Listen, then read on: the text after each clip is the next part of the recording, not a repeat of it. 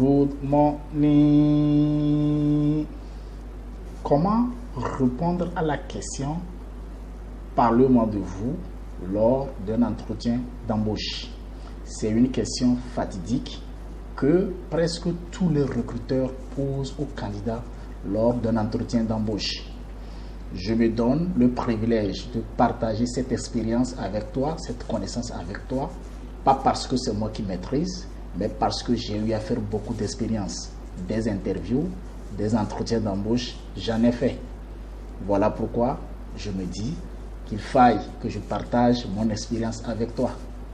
Avant de commencer, abonne-toi à ma chaîne si c'est ta première fois de me suivre. Ensuite, partage au maximum cette vidéo-là. À la fin, tu auras beaucoup à... Oui, il y a beaucoup d'étapes à respecter pour réussir son entretien d'embauche.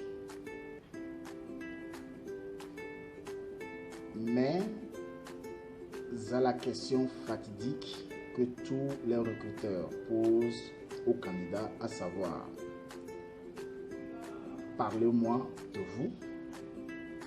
À cette question, bon nombre de candidats passent leur temps à faire des futilités et surtout commettent certaines erreurs qui les pénalisent pour le poste ou bien pour l'entretien.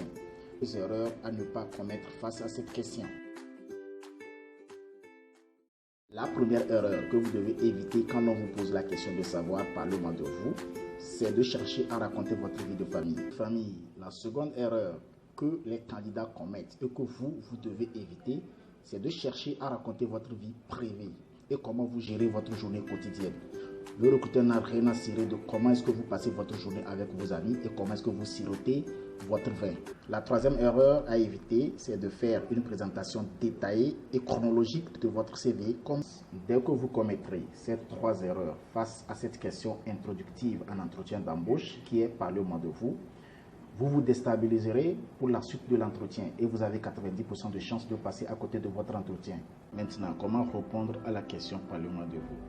L'on vous demande en réalité de lui parler de vos qualités et compétences et ce que vous pouvez apporter à son entreprise par rapport au poste. Ensuite, l'on vous demande de lui raconter une histoire par rapport à votre parcours professionnel et ce que vous avez eu à apporter comme résultat dans le passé. Une fois que vous avez pu répondre de cette manière à cette question, j'ai une bonne nouvelle pour vous. Vous avez 95% de chances de réussir votre entretien.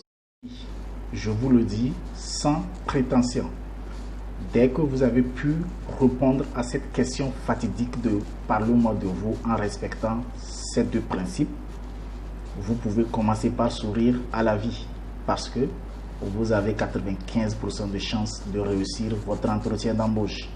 Surtout, un dernier conseil qui est un bonus, ne quittez pas votre recruteur sans lui offrir un sourire. Un sourire, c'est important et ça marque à jamais. Je suis Sam Adous, l'anticonformiste. Très bientôt pour une nouvelle leçon de vie.